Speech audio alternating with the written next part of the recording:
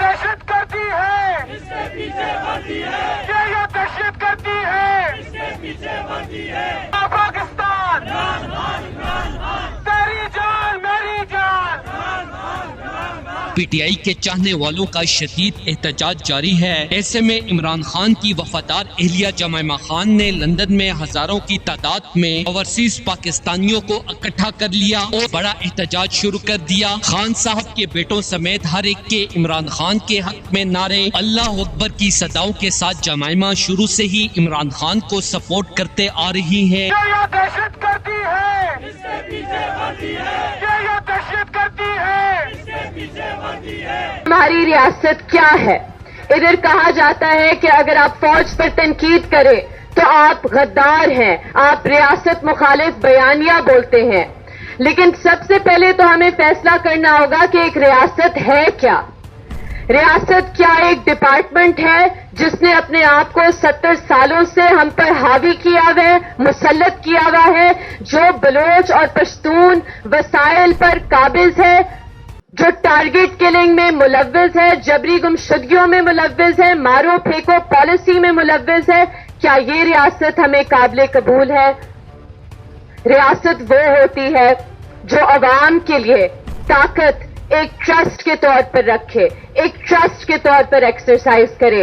اس لیے بہت ضروری ہے کہ جب ہم آئین کے تحفظ کی بات کرتے ہیں تو سب سے پہلے ہم آئین کی بحالی کی بات کریں، جمہوریت کی بحالی کی بات کریں، کیونکہ آج جو پاکستان میں صورتحال ہے کوئی بھی شخص محفوظ نہیں۔